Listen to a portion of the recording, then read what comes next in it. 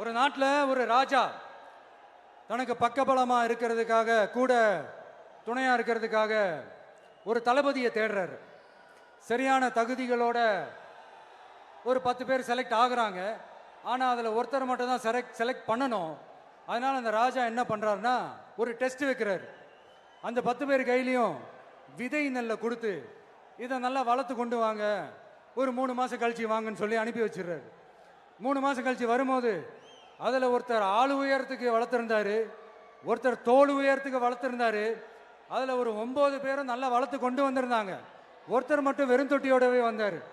என்னன்னு கேட்டதுக்கு, நானும் தண்ணி ஊற்றி ஊற்றி பார்க்குறேன், உரம் வச்சு வச்சு பார்க்குறேன், வளரவே மாட்டேங்குது ராஜா, என்ன பண்ணுறதுன்னு தெரியலன்னு சொன்னதுக்கு ராஜா அவரை கட்டி அணைச்சிக்கிட்டு, இனிமே நீதான் என்னுடைய தளபதி, எல்லா அதிகாரமும் உனக்கு தான் சொன்னார். ஏன்னா அந்த 10 பேர் கையிலையும் ராஜா கொடுத்தது அவித்த விதை நெல், அது முளைக்கவே முளைக்காது. அந்த 9 திருட்டு பயலும் என்ன பண்ணியிருக்காங்கன்னா வேற விதை நெல்லை வாங்கி அதை வளர்த்துட்டு ராஜாவையும் மக்களையும் ஏமாத்திருக்கிறாங்க. ஆனா இவர் மட்டும் உண்மையை போட்டு உடைச்சிட்டார். அதனால ஒரு நாட்டுக்கு திறமை எந்த அளவுக்கு முக்கியமோ அந்த அளவுக்கு உண்மையும் நேர்மையும் முக்கியம். இப்போ நீங்க எல்லாரும் தான் அந்த ராஜா. நீங்க தேர்ந்தெடுக்க போற அந்த தளபதி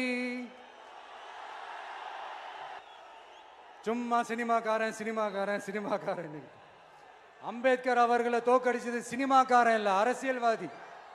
காமராஜர் அவர்களை தோக்கடிச்சது இங்க விருதுநகர் பகுதியில் தோக்கடிச்சது சினிமாக்காரன் இல்ல, இன்னொரு அரசியல்வாதி.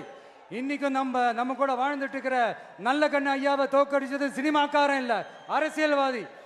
இப்படிப்பட்ட நல்ல நல்ல தலைவர்களை எதிர்த்து நின்று தோக்கடிக்கணும்னு அந்த எண்ணத்தை உருவாக்குனது சினிமாக்காரன் இல்ல, அரசியல்வாதி. அதனால எல்லா அரசியல்வாதியும் அறிவாளியும் கிடையாது, எல்லா சினிமாக்காரனும் முட்டாளும் கிடையாது. கான்பிடண்டா இருங்க, நல்லதே நடக்கும், வெற்றி நிச்சயம். மீண்டும் சந்திக்கும் வரை நன்றி, வணக்கம்.